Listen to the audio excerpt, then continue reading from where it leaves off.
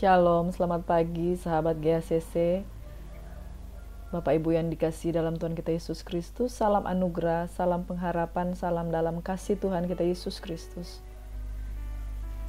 Diberkatilah orang yang datang dalam nama Tuhan. Kasih setia Tuhan, rahmat Tuhan selalu baru tiap pagi. Mari siapkan hati kita untuk memuji menyembah Tuhan. Bapak, terima kasih buat pagi hari ini. Liturgia Tuhan, pengudusan setiap hari di dalam hadirat Tuhan lewat ibadah, doa, dan kebiasaan-kebiasaan untuk menyembah Engkau, sehingga setiap pagi hari Tuhan kami dikuduskan oleh firman, dan kami menerima dengan lemah lembut firman Tuhan yang berkuasa menyelamatkan jiwa kami. Kami buka hati kami pada pagi hari ini. Kami merasakan hadirat-Mu sungguh nyata, kuat dalam hidup kami. Kami terima berkat Tuhan dalam nama Yesus. Kami berdoa, kami sambut berkat-Mu, kami sambut firman-Mu, kami sambut kekuatan baru daripada-Mu. Di dalam nama Yesus Tuhan, kami berdoa dan bersyukur. Haleluya. Amin. Sahabat GACC yang diberkati oleh Tuhan kita Yesus Kristus, mari kita sama-sama menyambut kebaikan Tuhan di dalam hadirat-Nya lewat pujian penyembahan yang memuliakan nama Tuhan. Thank you Lord. Haleluya. Amin. Oh Jesus. Haleluya.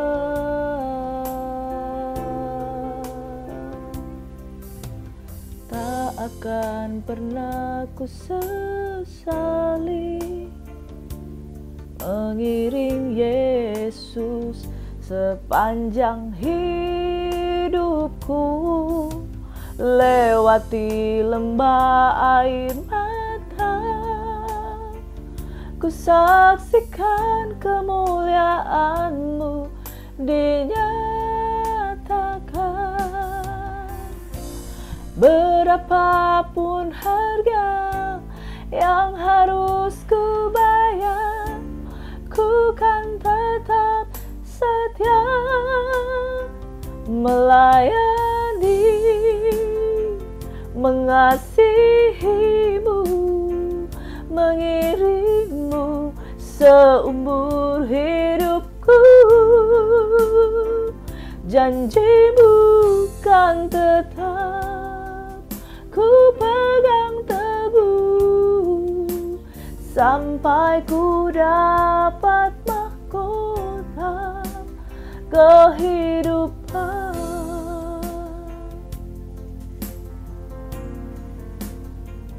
Biar pujian ini menjadi doa kami Tuhan.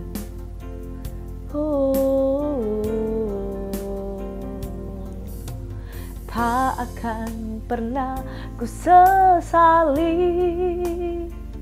mengiring Yesus sepanjang hidupku, lewati lembah air mata, ku saksikan kemuliaan-Mu dinyatakan. Berapapun harga yang harus ku bayar, ku kan tetap setia melayani, mengasihi-Mu, mengiring-Mu seumur hidupku. Janji-Mu kan tetap ku pegang teguh sampai ku dapat mahkota kehidupan. Sekalipun tubuh dan batinku lenyap, tetap Kaulah Tuhanku selamanya.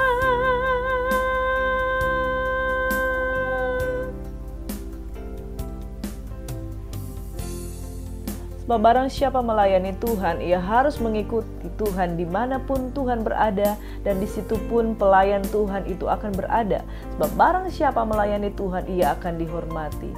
Mari ikutlah menderita sebagai seorang prajurit yang baik dari Kristus Yesus, dan prajurit yang baik tidak memusingkan dirinya dalam soal penghidupannya, supaya dengan demikian ia berkenan pada komandannya. Sekalipun dagingku, hatiku habis lenyap, gunung batuku, dialah bagiannya adalah Tuhan. Mengasihimu, mengiringmu seumur hidupku,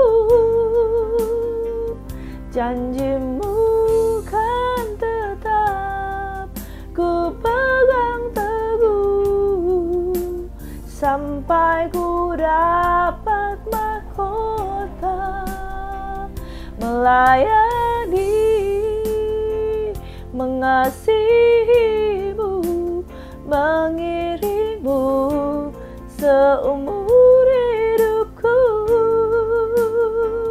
janjimu kan tetap ku pegang teguh, sampai ku dapat mahkota kehidupan.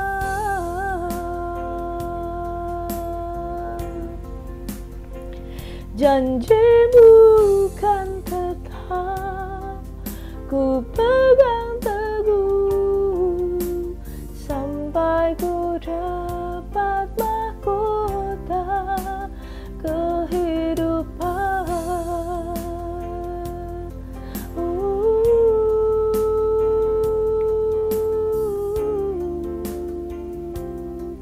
Terima kasih Tuhan, sebab Engkau yang telah terlebih dahulu melayani kami dikuduskan oleh firman-Mu, sehingga kami dilayakkan untuk melayani Engkau, dan kami dilayakkan Tuhan untuk menerima otoritas yang daripada-Mu, untuk kami dapat sungguh-sungguh melayani dan mengasihi-Mu. Kami bersyukur kami terima otoritas yang daripada-Mu. Kuduskan kami Tuhan, firman-Mu menguduskan, dalam nama Yesus Tuhan. Kami berdoa dan mengucap syukur pagi hari ini kami diberkati, kami sambut firman-Mu dalam nama Tuhan Yesus. Haleluya, haleluya, amin. Sekali lagi shalom, selamat pagi sahabat GSS yang diberkati oleh Tuhan kita Yesus Kristus. Di dalam hadirat Tuhan selalu ada sukacita, di dalam pujian penyembahan ada kuasa, ada kekuatan, sebab orang yang mengangkat tangan, Tuhan pasti akan turun tangan untuk menyelesaikan perkara-perkara yang kita hadapi. Amin. Tuhan Yesus memberkati kita semua. Mari kita siapkan hati kita untuk mendengarkan sabda firman Tuhan. Sahabat GSS yang diberkati oleh Tuhan Yesus Kristus, firman Tuhan mengajarkan kita bahwa terimalah dengan lemah lembut firman Tuhan yang berkuasa menyelamatkan jiwamu. Jika kita menerima firman dengan lemah lembut, maka apa yang terjadi? Firman itu mengambil posisi di dalam diri kita dan berotoritas sehingga jiwa kita diselamatkan. Bapak Ibu Saudara yang diberkati oleh Tuhan Yesus Kristus, apa gunanya seseorang mengikuti Tuhan, tapi dia tidak membiarkan firman Tuhan berotoritas di dalam hidupnya? Semuanya akan sia-sia, saudara. Saudara-saudara ingat beberapa hari yang lalu kita belajar tentang Raja Yosia yang mengadakan reformasi di dalam kerajaan Yehuda. Apa yang dia buat reformasi? Dia singkirkan penyembahan berhala. Dia singkirkan itu bukit-bukit pengorbanan. Dia singkirkan berbagai macam pelacuran bakti. Bahkan dia menyingkirkan imam-imam para Baal. Bahkan membunuh mereka dan menghembuskan tulang-tulang yang dibakar itu, menghembuskannya, menunjukkan betapa besar reformasi yang dia lakukan. Namun satu hal saudara, raja-raja sebelumnya juga melakukan hal tersebut. Raja-raja yang sebelumnya juga mereka menghancurkan segala bukit-bukit pengorbanan. Yang berbeda dari Yosia adalah dia menemukan Taurat Tuhan. Dia menemukan kitab Taurat Tuhan. Artinya sudah lama sekali mereka tidak merenungkan firman Tuhan siang dan malam. Dan itu terjadi reformasi di dalam pemerintahan Raja Yosia. Saudara yang diberkati oleh Tuhan Yesus Kristus, kedudukan Alkitab, kedudukan firman Tuhan, kedudukan kebenaran yang harusnya itu dipulihkan di dalam diri kita, itu dia memiliki otoritas kembali untuk memerintah kita. Apa gunanya saudara bertobat? Apa gunanya saudara meninggalkan kejahatan? Tetapi setelah meninggalkan kejahatan, yang masuk di pikiran kita adalah perintah-perintah yang lahir dari tafsiran-tafsiran alegoris, puisi-puisi yang lahir dari kebenaran pikiran kita. Saudara, pertobatan itu tidak akan ada artinya apa. Pertobatan itu harus diimbangi dengan pulihnya kedudukan firman sebagai otoritas tertinggi di dalam kehidupan kita. Kita mempercayai sebagai orang percaya, orang Kristen, bahwa Alkitab adalah firman Allah. Alkitab bukan berisi firman Allah. Dasar teologi yang utama, dasar dan pemahaman teologi yang mendasar, Alkitab adalah. Jadi Alkitab itu semata-mata adalah perkataan Tuhan. Baik itu tentang kesaksian dari orang-orang yang jatuh, maupun itu perintah-perintah dan ketetapan Tuhan. Semuanya dirangkum dalam Alkitab yang dikanonisasi. Itu sebabnya jika engkau mau mengalami pemulihan dalam dirimu, otoritas firman itu harus di atas. Selama otoritas firman itu ada di bawah, kita tidak akan mengalami reformasi dan kuasa. Jikalau firman Tuhan kita letakkan di atas dari pemikiran kita, basicnya dari Alkitab. Keputusan kita basicnya dari Alkitab. Penyembahan pelayanan kita basicnya dari Alkitab. Maka kita akan dipulihkan. Saudara, kalau engkau menempatkan akal budimu, cara kamu menafsirkan, cara kamu berpikir, mengambil keputusan dan bertindak melebihi otoritas Alkitab firman Tuhan, itulah terjadi yang namanya penyesatan. Alkitab adalah firman Allah, Alkitab memiliki otoritas, dan terimalah dengan lembut firman Tuhan yang berkuasa menyelamatkan jiwamu. Artinya, jadikan firman Tuhan sebagai otoritas tertinggi dalam kehidupan kita. Itu kalau mau menerima pemulihan. Kalau cuma sekedar mau Kristen biasa-biasa, ya kita kembali akal budi yang memerintah. Tapi kalau kita mau menjadi orang-orang yang diubahkan Tuhan, Alkitab itu harus memiliki otoritas tertinggi dalam diri kita. Amin. Saudara, sebelum kita lebih lanjut mendengarkan sabda firman Tuhan, saya mau mengajak kita, mari kita mendukung channel Gracia Hope Compassion Channel dengan cara like, comment, share, dan subscribe. For more videos, saudara bisa mengikuti kegiatan pelayanan kami setiap pagi, setiap hari, tanpa henti. Karena kita tidak mau memberi kesempatan pada iblis. Dan saya juga mengajak, mari saudara, jangan beri kesempatan pada iblis.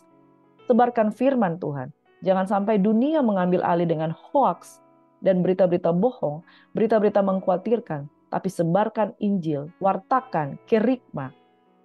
Beritakan Injil yang berkuasa menyelamatkan jiwamu, sehingga otoritas firman Tuhan akan di atas segala-galanya.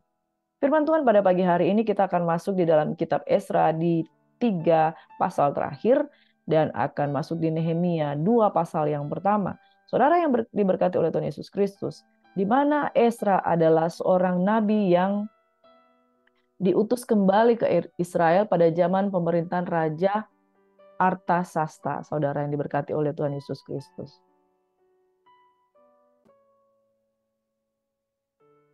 Di pasal 7, saudara, hingga pasal yang ke-8, dia menghimpunkan mereka, yaitu orang-orang Israel dekat sungai yang mengalir ke Uhawa dan di Ahua, dan di sana kami berkemah 3 hari lamanya. Setelah Esra menyelidiki, ternyata ada orang-orang Israel awam dan imam-imam. Tetapi di antara mereka tidak ada orang dari Bani Lewi. Sebab itu dia mengirimkan Eliezer, Ariel, Semaya, Elnatan, Yarib, Elnatan, Natan, Zakaria, Mesulam, yakni kepala-kepala kaum keluarga, dan Yoyarib dan Elnatan, yakni pengajar-pengajar, dengan suatu pesan untuk Ido, kepala setempat di Kasifia.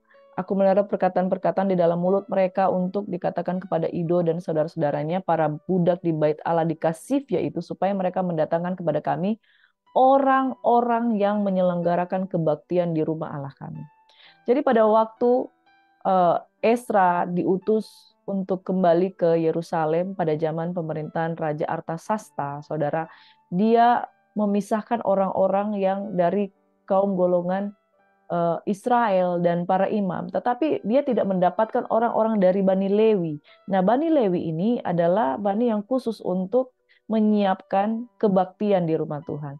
Ketika dia tidak melihat Bani Lewi, dia kemudian memilih beberapa orang Lewi untuk diutus supaya mereka dapat menyelenggarakan kebaktian di rumah Allah. Ayat 18. Kemudian karena tangan murah Allah itu melindungi kami, didatangkannya lah oleh mereka kepada kami, orang-orang yang berakal budi dan Bani Mahlil bin Lewi bin Israel, yakni Serebia dengan anak-anak dan saudara-saudaranya 18 orang, dan Hasabia beserta Yesaya dan Bani Merari, dan saudara-saudaranya dan anak-anak mereka 20 orang, dan daripada budak di bait Allah yang diberikan Daud dan para pembesar untuk membantu pekerjaan orang-orang Lewi, 220 orang yang masing-masing ditunjuk dengan disebutkan namanya. Jadi saudara, di tengah-tengah orang yang kembali ke Israel ketika tidak ada imam, tidak ada orang Lewi, maka Ezra mengupayakan supaya ada orang-orang Lewi. Siapakah orang Lewi? Orang-orang yang sudah ditentukan, orang-orang yang sudah dipilih, orang-orang yang sudah dipisahkan oleh Tuhan dari suku yang memang 12 suku Israel. Itu memang satu suku dipilih untuk melayani Tuhan. Jadi saudara yang diberkati ketika kembali ke Yerusalem. Ini adalah prinsipnya adalah Tuhan mau memulihkan keadaan mereka yang sudah dibuang di Babel. Nah, ketika mereka mau dipulihkan, hal pertama yang harus dikerjakan ternyata dari Ezra adalah mencari imam-imam. Imam-imam yang bukan dari golongan Israel biasa, tapi orang-orang pilihan. Garis bawahi saudara, orang-orang pilihan. Saudara, ketika kita menghendaki reformasi terjadi di dalam diri kita, maka pastikan terlebih dahulu kita harus menjadi bagian dari orang pilihan Allah. Amin. Karena orang yang dipilih oleh Tuhan, orang itu juga yang dikhususkan. Orang yang dikhususkan itu, orang itu juga yang dikuduskan. Orang yang dikuduskan, orang itu juga yang dibenarkan. Orang yang dibenarkan, orang itu juga yang diberkati dan diurapi. Saudara, kalau kita mau melihat pemulihan terjadi di dalam diri kita, pastikan bahwa kita adalah orang-orang yang dipisahkan, dikuduskan, dipilih oleh Tuhan. Untuk apa, saudara? Kebenaran yang luar biasa adalah reformasi hanya dapat terjadi ketika kita memulihkan ibadah dan kebaktian di hadapan hadirat Tuhan. Saudara, kalau kita baca tentang Ezra latar belakangnya dia adalah seorang ahli Taurat. Itu sebabnya yang saya mau katakan, kalau engkau memiliki banyak persoalan, kalau engkau memiliki banyak masalah, kekalahan, ujian dan cobaan, satu dulu yang harus kamu lakukan bahwa kembalikan otoritas firman Tuhan itu di dalam kehidupanmu. Ezra itu yang kembali ke Yerusalem. Pertama-tama yang dia lakukan adalah reformasi kitab Taurat itu harus dipulihkan. Reformasi kebaktian itu harus dipulihkan di Yerusalem. Saudara yang rindu terjadi pemulihan di dalam hidupmu, reformasi dalam hidupmu, utamakan Taurat Tuhan. Kitab kebenaran firman Tuhan itu dipulihkan dalam dirimu. Setibanya mereka di Yerusalem, ketika mereka berangkat dari sungai Ahawa pergi ke Yerusalem tanggal 12 bulan pertama untuk berjalan ke Yerusalem, tangan Allah melindungi mereka dan menghindarkan Ezra dan rombongan itu dari tangan musuh dan penyamun. Maka tibalah mereka di Yerusalem. Sesudah mereka tinggal di sana selama 3 hari. Apa yang terjadi, saudara? Dia meminta pengampunan dari Tuhan. Ezra mengaku dosa orang-orang Israel dalam doa. Ya Tuhan Allah Israel, Engkau maha besar, sebab kami masih dibiarkan tinggal sebagai orang-orang yang terluput seperti yang terjadi sekarang ini. Lihat kami menghadap hadirat-Mu dengan kesalahan kami. Bahwasanya dalam keadaan demikian tidak mungkin orang tahan berdiri di hadapan-Mu. Sementara Ezra berdoa dan mengaku dosa sambil menangis dengan bersujud di depan rumah Allah, berhimpunlah kepadanya jemaah orang Israel yang sangat besar jumlahnya, laki-laki, perempuan, anak-anak. Orang itu menangis keras-keras. Saudara, sesudah Ezra menyelidiki bahwa ternyata dari mereka yang hadir itu tidak ada imam, dia menempatkan imam-imam dengan sebuah tujuan, orang-orang pilihan ini yang kemudian nanti akan mengadakan kebaktian. Sesudah mereka tiba di Yerusalem, didapatinya pula bahwa masih ada begitu banyak dosa di antara kaum Israel yang kembali ke Yerusalem, kaum Yehuda yang kembali ke Yerusalem. Di situ dia mendapatkan sebuah dorongan dalam hatinya. Kita harus bertobat. Kita harus sungguh-sungguh meninggalkan kejahatan. Sebab di dalam ayat 15 ayat B, bahwasanya dalam keadaan demikian, bahwasanya dalam keadaan masih penuh dengan dosa, tidak mungkin orang tahan berdiri di hadapanmu. Itu sebabnya dikatakan orang benar, orang fasik tidak tahan duduk di tengah-tengah kumpulan orang benar. Sebab hati mereka akan menuduh mereka. Itu sebabnya orang yang tidak mau sungguh-sungguh bertobat, ketika dia duduk di dalam kumpulan orang-orang yang takut akan Tuhan, biasanya mereka akan reaktif, berontak, menyerang kembali. Kenapa? Karena ada benteng perlindungan. Makanya saudara jangan heran kalau di dalam komunitas ada orang-orang yang bertingkah laku aneh. Setiap kali disampaikan firman dibantah. Setiap kali disampaikan firman argumentasi. Setiap kali disampaikan firman tidak mau menerima. Dan seolah-olah ada spirit yang berlawanan terjadi di dalam komunitas tersebut. Jangan heran, sebab orang fasik tidak akan tahan duduk di tengah-tengah orang yang benar. Bahwasanya dalam keadaan berdosa tidak mungkin orang tahan berdiri di hadapan Tuhan. Bahwasanya dalam keadaan tidak mengaku dosa, orang fasik tidak akan tahan ada di tengah-tengah kumpulan orang yang percaya. Bahwasanya orang yang menyimpan dosa, bahwasanya orang yang terikat dosa, bahwasanya orang yang terbelenggu dengan dosa, ketika ada di tengah-tengah perkumpulan, himpunan, komunitas, family yang memuji menyembah Tuhan, mereka akan gelisah, mereka akan reaktif sekali, mereka akan melakukan perlawanan-perlawanan dan seolah-olah menyalahkan orang lain. Mereka tidak tahan akan berdiri. Itu sebabnya reaksi mereka menunjukkan bahwa mereka terikat. Nah, saudara ini berkati oleh Tuhan Yesus Kristus. Sebaliknya, orang yang tidak tahan di tengah-tengah hadirat Tuhan, dia akan dengan mudahnya mengaku dosa. Sebagaimana Esra, ketika dia ada di hadirat Tuhan, dia merasa perasaan-perasaan tidak layak. Perasaan tidak layak itu penting, saudara, untuk kita deteksi. Wow, saya harus bertobat. Kalau kita bereaksi terhakimi dengan perasaan yang tertempelak dalam diri kita akan melawan Tuhan. Makanya di sini penting, saudara, orang yang rendah hati itu selalu mengaku dosa. Dia mau berdosa mau enggak, dia selalu mengaku dosa. Karena mengaku dosa itu tidak bayar, saudara. Tapi orang yang merendahkan diri, bertobat, dan melepaskan kesalahannya, dia akan masuk ke pelataran Tuhan. Orang Manado bilang tre-tre. Artinya tanpa halangan, tanpa batasan dia akan menerima kuasa daripada Tuhan. Hari ini ketika engkau merasakan ada firman Tuhan menempelak, menuduh, jangan segan untuk bertobat. Karena bertobat tidak bayar. Dan juga bertobat itu dikehendaki Tuhan. Dan juga mengaku dosa itu merupakan suatu sikap merendahkan hati di hadapan Tuhan. Tuhan sangat suka dengan orang mengaku dosa. Ketika mereka berdoa dan mengaku dosa sambil menangis dan bersujud di depan rumah Allah, itu jemaah orang Israel yang sangat besar jumlahnya itu menangis keras-keras. Ini respon yang baik, saudara. Suka atau tidak suka, dosa menghalangi kita datang kepada Tuhan. Orang yang berkeras hati tidak akan menerima hadirat Tuhan dan tidak akan dipulihkan dalam hadirat Tuhan dan tidak akan menerima apa-apa. Bahkan otoritas firman tidak akan masuk di dalam dirinya. Pertobatan itu penting. Setelah dipisahkan, dikuduskan. Kalau engkau mau melihat otoritas Allah terjadi dalam dirimu, itu harus ada pertobatan yang sejati. Menangis dengan keras itu merupakan tanda bahwa ada kesungguhan.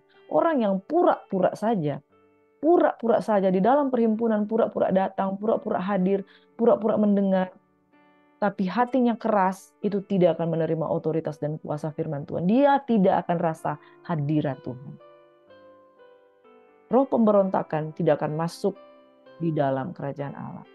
Tindakan Esra terhadap perkawinan campur. Apa yang terjadi, saudara? Ketika mereka menyelidiki bahwa dosa-dosa mereka yang paling terutama adalah perkawinan campur, yaitu perkawinan dengan bangsa-bangsa asing yang tidak mengenal Tuhan. Lalu Esra mengundang tua-tua Yahudi, saudara, tua-tua orang dari Yehuda, ya, imam-imam. Kemudian mereka melakukan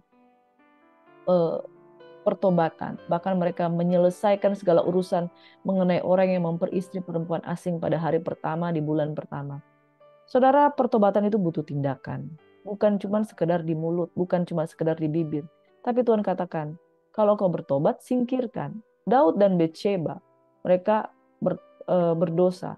Dan ketika mereka melakukan dosa, Tuhan menyingkirkan hal-hal yang betul-betul menjadi dosa-dosa dalam kehidupan mereka. Saudara yang diberkati oleh Tuhan kita Yesus Kristus, pengakuan itu ada di bibir mulut, tetapi perbuatan itu harus mengimbangi dengan satu sikap untuk sungguh-sungguh bertobat. Nah, saudara yang diberkati oleh Tuhan kita Yesus Kristus, nah, kalau kita balik lagi ke belakang, bahwa Ezra ini adalah seorang Lewi dan keturunan dari imam besar Harun. Namanya saja Ezra bin. Bin itu artinya anak dari. Anak laki-laki. Kalau binti itu anak perempuan dari. Kalau Ezra keturunan langsung dari Harun. Ezra itu bin Seraya bin Azaria bin Hilkia bin Salum bin Sadok bin Ahitub bin Amaria bin Azaria bin Merayot bin Zerahya bin Uzi bin Buki bin Abisua bin Pinehas bin Eleazar bin Harun, yaitu Harun imam kepala. Jadi Eleazar ini adalah keturunan dari Harun. Harun itu adalah imam besar yang layak untuk masuk ke ruang kudus di depan ruang maha kudus untuk mempersembahkan korban dan memohon pengampunan bagi bangsa Israel. Jadi Ezra ini adalah keturunan yang terpelihara dari garis keturunan langsung dari Harun. Bukan sekedar bangsa Lewi. Jadi dia adalah orang yang dipilih oleh Tuhan untuk menghadap Tuhan. Mewakili keimaman dari Harun. Imam besar itu fungsinya seperti Yesus Kristus untuk mengadakan pengampunan dosa. Ezra hidup berkarya di tahun 480 hingga 440 sebelum Masehi, adalah imam dan ahli Taurat Yahudi. Karena itu ia disebut Ezra, ahli Taurat. Dia kembali dari Babel kepada orang-orang buangan, kembali bersama orang buangan meliputi para imam dan orang Lewi untuk mengajarkan kembali hukum Taurat di Yerusalem. Seperti yang tertulis dalam Ezra 7 hingga 10 dan Nehemia 8. Jadi Ezra ini adalah imam besar. Nehemia itu adalah seorang juru minum yang kembali ke Yerusalem untuk membangun tembok Yerusalem, dan dia kemudian menjadi bupati di Yerusalem. Nah, saudara, Ezra dan Nehemia adalah orang yang hidup pada zaman yang sama, dan mereka berdua adalah orang pilihan Tuhan untuk membuahkan kegerakan reformasi ketika mereka memutuskan kembali ke Yerusalem. Hal itu terjadi pada zaman pemerintahan Artahsasta, Raja Persia, raja yang hidup sesudah Raja Kores, Raja Ahasiweros. Kores, Ahasiweros, Artasasta, kemudian ada Raja Darius. Namanya mungkin adalah singkatan dari bahasa Ibrani, yaitu Azar-Yahu, yang artinya Allah menolong. Ia diyakini menulis kitab Ezra yang mencatat kepulangan berbagai rombongan orang Yahudi dari pembuangan di Babel kembali di Yerusalem, di mana kemudian ia mengajarkan bangsa itu untuk menuruti hukum Taurat dan menyucikan dirinya dari perkawinan campur orang-orang bangsa bukan Yahudi. Jadi saudara yang diberkati oleh Tuhan Yesus Kristus, Ezra adalah imam pilihannya Tuhan. Saya akan simpulkan dari kitab Ezra di akhir dari Ezra 8 hingga 10 bahwa ada satu hal yang saya tarik kesimpulan, bahwa Ezra itu seorang yang melayani dengan otoritas. Orang yang melayani dengan otoritas, orang yang tinggal dalam otoritas Tuhan. Pertama, syaratnya dia adalah harus orang yang dipilih Tuhan. Orang yang dipilih Tuhan oleh zaman perjanjian lama itu orang-orang yang dikhususkan dari bangsa Lewi, atau seperti Ezra langsung dari keturunan yang imam yang paling tinggi, yaitu imam besar. Bagaimana dengan kita, orang yang tinggal di perjanjian baru, di zaman perjanjian baru? Orang yang dipilih Tuhan adalah orang yang dikhususkan. Bukan kamu yang memilih aku, Yohanes 15 ayat 16, tapi akulah yang memilih kamu. Dan aku telah menetapkan kamu supaya kamu pergi dan menghasilkan buah, dan buahmu itu tetap, supaya apa yang kamu minta kepada Bapa dalam namaku diberikannya kepadamu. Bagaimana cara Tuhan memilih? Cara Tuhan memilih orang percaya itu unik. Yaitu ketika kamu dengan sungguh-sungguh mengalami kelahiran baru. Kamu dengan sungguh-sungguh menemukan Tuhan di dalam hidupmu. Dan engkau merasakan panggilan Tuhan, engkau merasakan pilihan Tuhan itu terjadi di dalam rohmu. Karena Tuhan sendiri yang memilih. Orang yang dipilih oleh Tuhan, dia tahu dia dipilih. Saya tahu saya dipilih. Kenapa? Karena saya membaca firman Tuhan dan roh Tuhan meneguhkan hati saya. Yesaya 41 ayat 10 ada firman Tuhan yang pertama kali saya temukan untuk menentukan bahwa pilihan saya ternyata orang pilihan Tuhan. Dipilih oleh Tuhan, dikhususkan oleh Tuhan. Itu ada perjumpaan secara pribadi. Gideon berjumpa dengan Tuhan secara pribadi. Musa berjumpa dengan Tuhan secara pribadi, saudara. Daud berjumpa dengan Tuhan secara pribadi. Lewat sebuah perjumpaan-perjumpaan, Salomo dipilih oleh Tuhan dan diteguhkan Tuhan dan berjumpa dengan Tuhan secara pribadi. Ada penyataan kuasa Tuhan, dipilih oleh Tuhan. Amin. Seseorang yang melayani dengan otoritas dipilih oleh Tuhan. Saudara, kalau di dalam jabatan di pemerintahan, kalau saudara mau menduduki suatu kedudukan dan mengerjakan sebuah perintah jabatan, ada surat keputusan SK dari pimpinan. Amin. SK kita adalah pengurapan dari Roh Kudus. SK kita dipilih Tuhan oleh penyataan firman Tuhan. Peneguhan oleh penumpangan tangan hamba-hamba Tuhan. Orang yang melayani dengan otoritas, kepadanya diberikan cap, materai, kekuasaan daripada Tuhan. Dan itu dinyatakan lewat peneguhan demi peneguhan. Itu sebabnya Yesaya 41 ayat 10 berkata, karena aku Tuhan Allahmu, aku akan meneguhkan engkau, aku akan menolong engkau, aku akan memegang engkau dengan tangan kanan yang memberikan kemenangan. Orang yang dipilih Tuhan pasti ada tandanya. Tidak bisa tidak. Dia akan tahu bahwa dia pernah mengalami panggilan Tuhan, pemilihan daripada Tuhan. Saudara, orang tidak bisa melayani dengan otoritas kalau tidak dipilih. Hanya orang-orang yang dipilih. Cara bagaimana Tuhan memilih? Dia unik. Setiap orang berbeda. Tapi dia tahu tandanya dia dipilih Tuhan. Yang kedua, ketika Ezra mengambil keputusan melakukan ketetapan daripada Tuhan untuk kembali ke Yerusalem dan mengajarkan kitab Taurat kepada mereka, mereka dikuduskan dengan cara mereka menyadari mereka orang berdosa dan mereka datang kepada Tuhan bertobat dengan sungguh-sungguh dan di dalam hadirat Tuhan mereka dipulihkan. Imamat 20 ayat 26 berkata, kuduslah kamu bagiku sebab aku ini Tuhan kudus dan aku telah memisahkan kamu dari bangsa-bangsa lain supaya kamu menjadi milikku. Orang yang dikuduskan Tuhan itu pasti ada pertobatan. Dan pengudusan dari Tuhan itu melalui air dan rohnya. Air dan rohnya, saudara. Umat Israel, umat Yehuda yang kembali ke Yerusalem, dikuduskan Tuhan dengan cara mereka mengaku dosa mereka dan bertobat dan dikuduskan oleh hadirat Tuhan. Yohanes 3 ayat 5 berkata, aku berkata kepadamu, sesungguhnya jika seseorang tidak dilahirkan dari air dan roh, ia tidak dapat masuk dalam kerajaan Allah. Orang yang dikuduskan Tuhan, dia masuk di dalam cara-caranya Tuhan, yaitu lewat air, lewat roh, lewat pengampunan, pertobatan. Ada cara Tuhan untuk menguduskan, ada cara Tuhan, selalu ada cara Tuhan. Kita harus masuk ke dalam cara Tuhan supaya kita dikuduskan. Yang terakhir, saudara, jikalau kita mau melayani dengan otoritas itu dipulihkan dalam diri kita, kita harus melayani dengan dasar kebenaran firman Tuhan. Masih ingat, saudara, Ezra itu adalah seorang ahli di dalam menyelidiki Taurat Tuhan.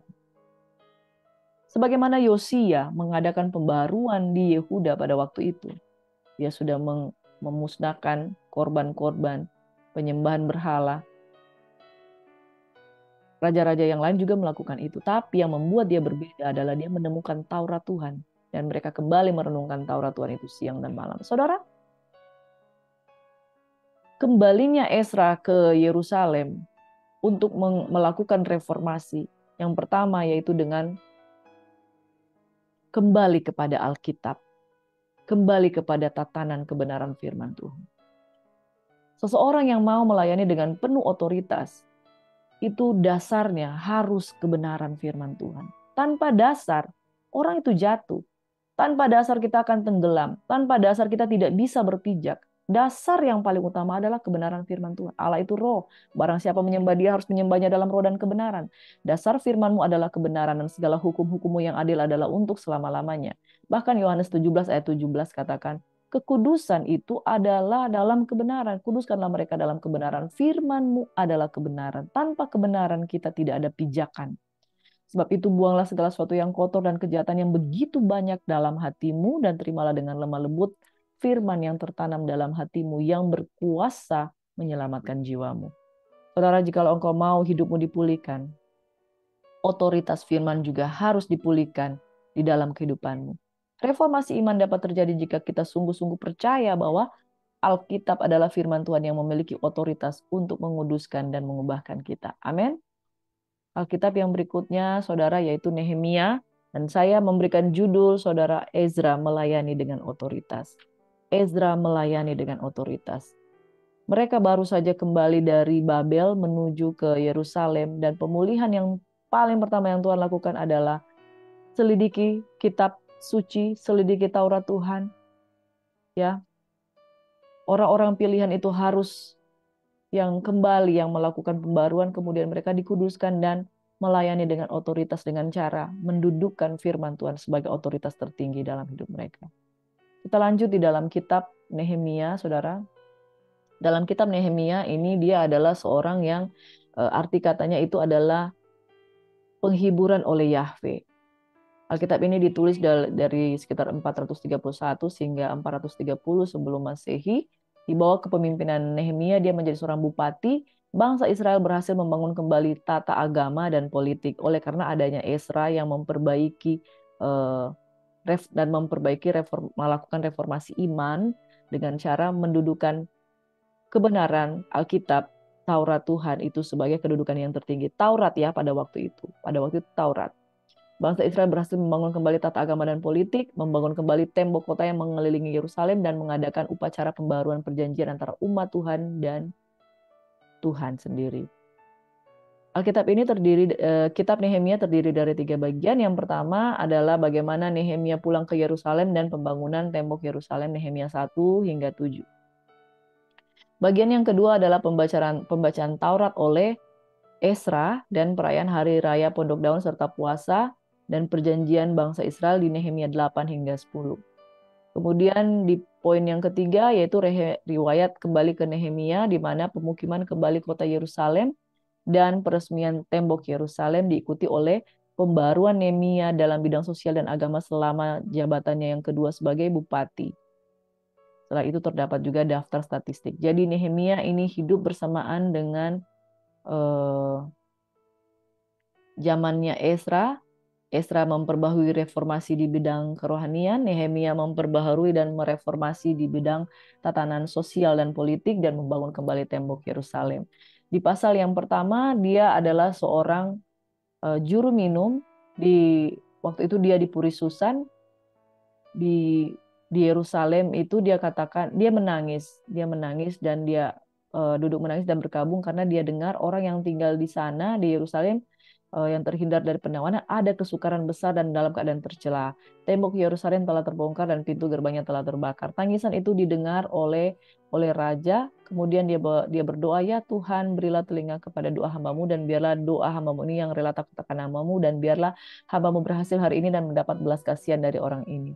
Ketika itu dia juru minuman raja. Dia berdoa, kemudian dia meminta kepada Raja Artasasta supaya dia boleh diutus kembali ke Yerusalem untuk membangun tembok Yerusalem. Singkat cerita, Raja Artasasta mengabulkannya dan dia kembali ke Yerusalem. Ketika itu, dia tugasnya adalah menyediakan anggur. Dia mengangkat anggur melayani raja dengan keadaan sedih. Karena dia kelihatan sedih, raja bertanya, kenapa muka muram? Lalu dia menjadi takut. Lalu dia katakan, hiduplah raja selama-lamanya. Itu Raja Persia. Dia di Puri Susan. Di Puri Susan sebelum Raja Artasasta itu udah ada Raja Ahasiweros. Di Raja Ahasiweros itu juga ada Ratu Esther. Ratu Esther itu adalah ratu yang juga berjuang untuk bangsa Yahudi pada waktu itu. Lalu kata raja, apa yang kau inginkan? Nehemia berkata, jika raja menganggap baik, utuslah aku kembali ke Yehuda supaya aku membangun kembali tembok Yerusalem. Raja tanya, berapa lama kamu akan berjalan? Lalu dia memberikan suatu jangka waktu kepadanya. Singkat cerita, Raja Artasasta mengizinkan dia kembali ke Yerusalem, saudara. Di pasal yang kedua, Nehemia, dia memiliki tekad untuk membangun kembali tembok Yerusalem. Pada waktu mereka memiliki tekad untuk membangun Yerusalem, ada orang-orang yang menentang, yaitu di pasal 19, Sanbalat, orang Horon, Tobia, orang Amon, Geshem, orang Arab. Jadi dari golongan orang Horon, orang Amon, dan orang Arab menentang Nehemia yang rindu kembali membangun bait suci. Mereka berpikir kamu akan memberontak ya terhadap raja karena kamu akan membangun kembali tembok Yerusalem. Lalu Nehemia berkata, Allah semesta langit, dialah yang membuat kami berhasil. Kami hamba-hambanya telah siap untuk membangun. Tapi kamu tidak punya hak atau bagian yang tidak akan diingat oleh Yerusalem. Nah saudara, dari Nehemia 1 dan 2 ini saya mengambil kesimpulan bahwa dorongan hati Nehemia untuk kembali membangun tembok di Yerusalem, di mana sebelumnya dia ada di Puri Susan. Dia ada di tengah-tengah kerajaan Persia pada waktu itu. Tapi dengan dorongan hatinya, karena dia belas kasihan dengan keadaan negerinya, dia pengen kembali. Dan luar biasanya Raja Artasasta ini punya empati kepada Nehemia dan diizinkan. Itu semua karena pertolongan Tuhan. Lalu Nehemia katakan, utuslah aku. Saudara, saya menarik kesimpulan di sini bahwa orang yang mau diutus adalah orang yang mau memberi dirinya, adalah orang yang mau membuka hatinya untuk mau diperintah oleh Tuhan. Nehemia memberi diri, makanya dia diutus oleh Tuhan. Setelah dia diutus, dia memiliki tekad untuk membuat reformasi dengan membangun tembok Yerusalem, dan kemudian Tuhan memberikan kekuatan kepada dia sekalipun ada banyak penentang, yaitu Sanbalat, Tobia, dan Geshem. Saudara yang diberkati oleh Tuhan kita Yesus Kristus, kalau kita mau mengadakan reformasi dalam hidup kita, jadilah orang yang mau diutus. Yang kedua, miliki tekad untuk membangun kembali. Amin. Esra dan Nehemia hidup pada zaman yang sama dan mereka bahu-membahu, mereka orang-orang hebat yang dipakai oleh Tuhan. Akhir dari firman Tuhan pada pagi hari ini saya mau katakan. Dari Esra kita belajar, reformasi iman dapat terjadi jika kita mengembalikan kedudukan Alkitab sebagai firman Tuhan yang memiliki otoritas untuk menguduskan dan mengubahkan kita. Dari Nehemia kita belajar, orang yang mau diutus dan memiliki keberanian dalam dirinya akan menerima otoritas untuk melakukan reformasi dan kebangunan rohani. Tuhan Yesus memberkati kita semuanya, saudara. Pada pagi hari ini, mari kita menjadi orang-orang yang mau diubahkan.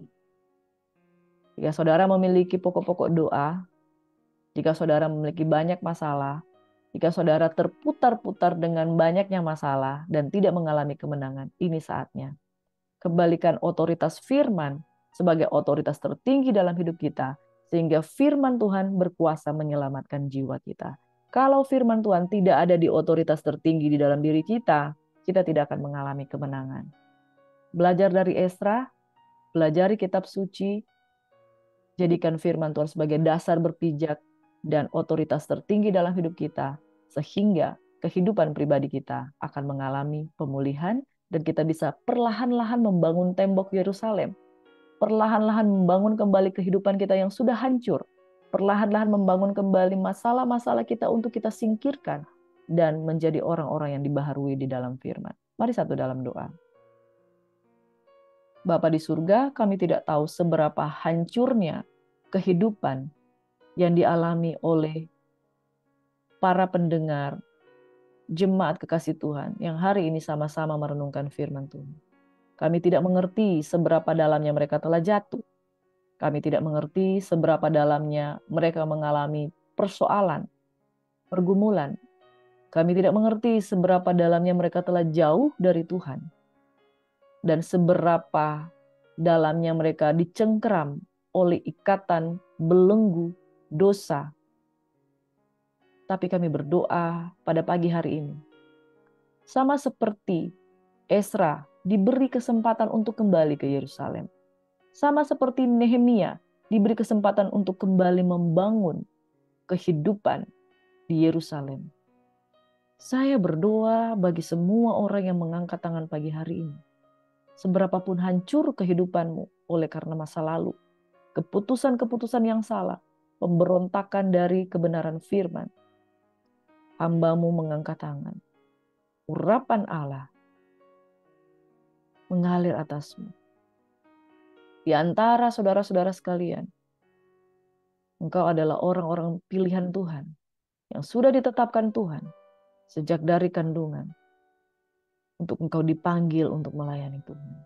Hari ini ketika engkau dengarkan firman Tuhan, jangan keraskan hatimu. Hai orang-orang pilihan. Engkau dipilih untuk menjadi berkat. Engkau dipilih untuk menjadi saksi. Engkau dipilih untuk diubahkan. Engkau dipilih untuk mengadakan reformasi bagi keluargamu yang berantakan, bagi kehidupan manusia lamamu yang hancur. Engkau dipilih. Dan saatnya setelah engkau dipilih, engkau dikuduskan lewat pertobatan dan lewat air dan roh, melalui air dan roh, dan dikuduskan oleh firman Tuhan. Biarlah sama seperti Esra, mengembalikan otoritas Taurat Tuhan, mengembalikan Alkitab sebagai otoritas tertinggi dalam hidupmu. Dan kamu akan melihat, kamulah orang pilihan, dikuduskan, diberkati, dan dipulihkan otoritas. Di tanganmu diberikan kuasa untuk membangun kembali tembok-tembok kehidupan yang hancur. Urapan Tuhan turun atasmu, kau diberikan kuasa untuk mengubah kehidupanmu dalam pertolongan Tuhan. Hamba berdoa pada pagi hari ini, ada banyak orang yang mengalami kehancuran. Pagi hari ini engkau ditangkap Tuhan. Pagi hari ini engkau dibawa Tuhan untuk dipulihkan. Bertobat sungguh-sungguh, tinggalkan kejahatan. Engkau akan melihat hidupmu akan mengalami perubahan. Dalam nama Yesus. Bapak, kami berdoa dengan sungguh-sungguh pada hari ini. Ada jemaat-jemaat kami yang sakit, yang dalam pergumulan. Ada Ibu Vita, ada Ibu Vice Sumeke Tuhan. Ada juga mamanya Ibu Tresnawati, dan juga Ibu Tresnawati sendiri Tuhan. Dan juga kami berdoa untuk Bapak William Rusun Wuli yang saat ini sedang sakit. Tuhan memulihkan, Tuhan menyembuhkan, Tuhan memberkati. Juga Pak Yanli Lapian yang sedang sakit, Tuhan, Kau pulihkan keadaan mereka Bapa. Mereka membutuhkan pertolongan, kesembuhan, kuat kuasa daripadamu Tuhan. Kami juga berdoa untuk Isabel, Tuhan Kurnia, Tuhan dalam nama Yesus. Kami berdoa Tuhan untuk Oma Eske Maringka Tuhan. Kesehatan, kekuatan menjadi bagian dari hamba-Mu. Ketenangan pikiran Tuhan, dan umur panjang dan juga kebahagiaan semata-mata. Kami berdoa Tuhan untuk Pak Haryadi Tuhan, disembuhkan dalam nama Yesus. Ibu Leni Manaronsong, disembuhkan dalam nama Yesus. Kami juga berdoa untuk Bapak Hadrianus Napitupulu, disembuhkan kesehatan kekuatan dalam nama Yesus. Dan udah Diana di dalam segala kerinduannya, Engkau berkati bersama Rio dan Hana. Yang udah Risma Tuhan, Pung Herliana Tuhan dalam nama Yesus. Tante Nita kami sebutkan dalam doa kami, dipulihkan. Tina dan Nadim Tuhan, dibawa untuk mengenal Tuhan secara pribadi dalam nama Yesus. Rizka dan Riko Tuhan, dalam nama Yesus Tuhan. Pesta Marcel dalam nama Yesus Tuhan. Hamba-Mu dan suami Tuhan, dalam nama Yesus. Rizka dan Ricardo dalam nama Yesus diberkati Tuhan. Dan juga berdoa untuk Kak Sari Dios Tuhan, Angga, Astrid, Jeo Tuhan dalam nama Yesus. Ivo, Rex, Ella Tuhan dalam nama Yesus diberkati, ampuni kesalahan mereka. Biarlah ada pembaharuan terjadi dan menjadikan firman Tuhan sebagai otoritas tertinggi. Keluarga besar wanita Betani Indonesia Tuhan. Keluarga besar famili Altar, Horeb, Karmel, Sion Tuhan Engkau berkati.